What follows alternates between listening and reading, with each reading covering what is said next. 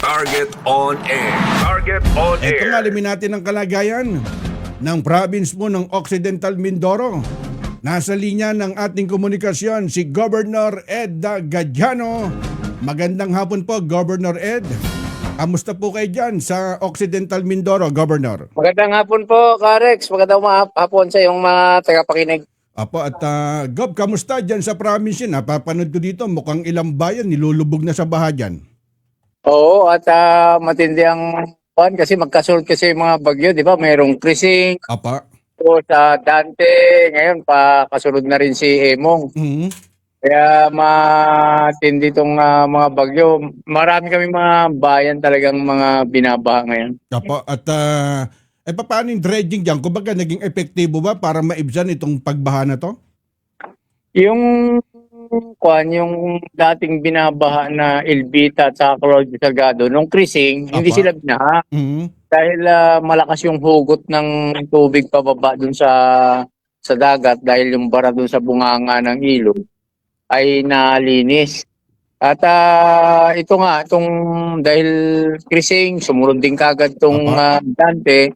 Itong Dante, pinasok na sila eh. Nung Mhm. pasok na itong Barangay Elvita, ang dulo rin naman niya na yung Barangay Claudio Salgado, kung saan doon ginagawa yung dredging, eh di pinasok na rin sila ng tubig. Apa.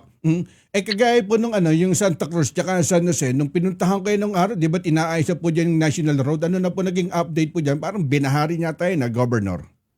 Ayon sa mga karsada, okay naman ang mga karsada ngayon, passable siya. Inaapawan lang yung mga ilang portion diyan sa highway. Apa. Oo. At, So, okay naman na. meron po ba kayong support at tsaka kalinga program para po dun sa mga frontliner at evacuees po tulad po dun sa mga mobile kusina na tumutulong dyan sa inyong mga kababayan na, Governor? Oo, yung sa ngayon ay di nasa evacuation sila. Talagang pinapakain sila ng provincial government at saka yung munisipyo na kung saang munisipyo sila. Nagtutulungan yung munisipyo at saka yung provincial government like Mamburao. Sa Mamburao, maraming evacuees diyan nasa evacuation center natin at saka Apa. dito sa socio-civic center ng Pagcor. Mhm. Building na binigay ng Pagcor sa probinsya ay nandun sila kaya ang dami ngayon ay pinagtutulungan niya ng munisipyo at saka ng Kapitolyo. Yan ay sa pamumuno ni Mayor A.K. Almero. Oh. Ito lang, Gob, habol ko lang at yung yung sinasagawang rescue operation dyan sa Sitio Aroma, kung di ako nagkakamali, sa Barangay Tayamaan, Mamburao, umabot yata dun sa critical level, yung Mamburao River, Governor?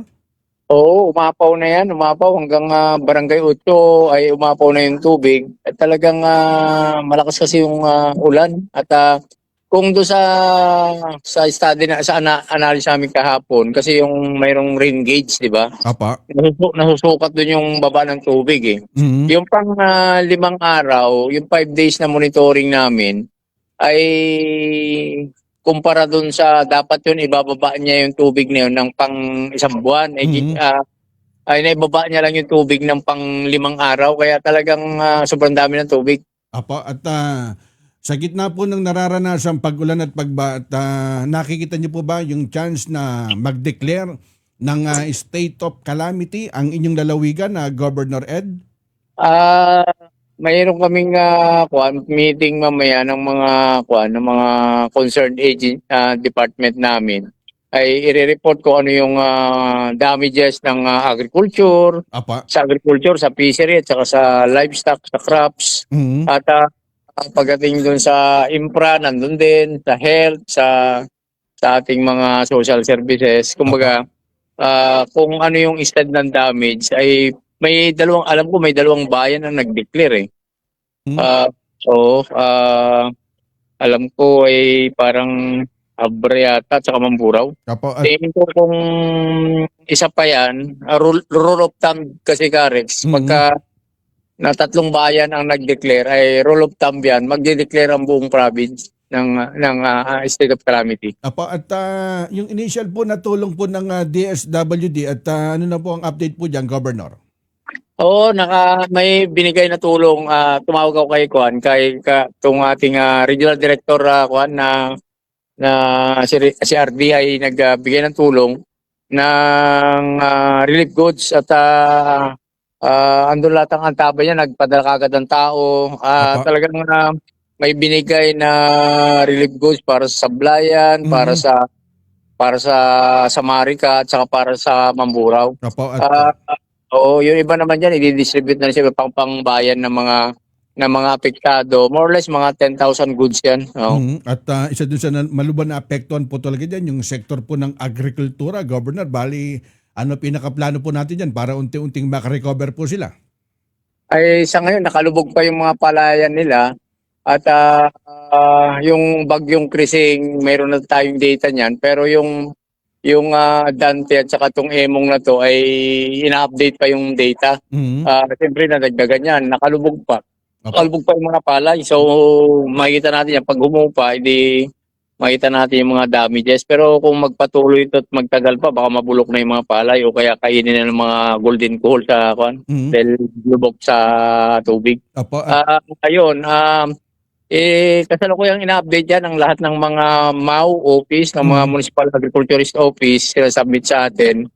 At yun nga, ang alam ko ay parang may planong pumunta pa nga ang mahal na sekretary dito sa probinsya ng Occidental Mindoro. Apo, at habang kausap namin kay Governor Gadiano, napapanood namin dito sa aming telescreen, sa aming Facebook Live, nung araw ang Occidental hindi binabaha ng ganyan. Ngayon, halos nalulubog. Ano yung nakikita niyong problema dyan? Matindi na rin at silted na rin ang mga ilog. Mas mataas na kasi yung riverbed kaysa sa community. Dahil sa matinding siltation, galing taas din. Apa. Siguro yung mga samot-saring mga problema dyan na sa kabundukan na pagpuputol ng kahoy, Apa. kaingin, at kung ano-ano pa, ay di yan matindi ang siltation. Ay di hanggang sa magbarangay ang mga mouth of the river natin, maglakad ka sa dagat hanggang Bewang na lang. Kumbaga sa layo ng siltation ay umabot ng ilang kilometro. Apa. Gano'n talaga. Since time immemorial, Karek, talagang simula nung, sabi ko nga, nung nilalang ng ating mahal na Panginoon yung ilog, hindi nakatikim ng dredging yan eh. So, kaya yun, matindi ang siltation, ay di pagka tumakbo ang tubig at ulan na ngayon, lahat shoot lahat sa mga barangay. Apa. At ano po mensahe niya sa ating mga tagapakinig, lalong-lalo na dyan sa buong lalawigan po ng Occidental Mindoro, Governor? Mensahe po sa publiko. Oo, yun man. Basta mag-ingat lang po tayo. Tuloy-tuloy kasi itong pag-ulan na to, hindi tumitigil. Ngayon ay naka-red alert kami, red rainfall warning kami sa buong probinsya. 2 araw ng red, kaya puro buhos ng ulan. Dito sa parting Samarica, hindi masyado. Pero dyan sa MAPSA, sobrang ulan. Grabe, at walang tigil ang ulan. Apo, at Kaya mag-iingat yung ating mga kababayan at huwag sila mag-alala at nakaantabay naman ang ating mga rescuers. At nag-order nga ako Karex po ng preemptive evacuation tsaka forced evacuation kung ayaw. Kasi matindi kasi yung mga pagbahay, kaya kailangan yung mga ayaw i-force evacuate na sila kasi buhay na nila yung nakataya, lalo kahapon kasi paggabi yun. Kaya nag-order ako kahapon na talagang preemptive nga at the same time ay forced evacuation. Okay, Governor, at ingat po kayo dyan at maraming salamat po sa pagkakataon, Governor Ed Gadiano ng Occidental Mindoro. Governor. Maraming salamat po, Karex. Magandang hapon sa inyo lahat dyan. Alamin natin ngayon ang iba't ibang mga kaganapan at kagalingan ng iba't ibang mga gobernador sa kani-kanilang lalawigan sa Kumusta, Governor?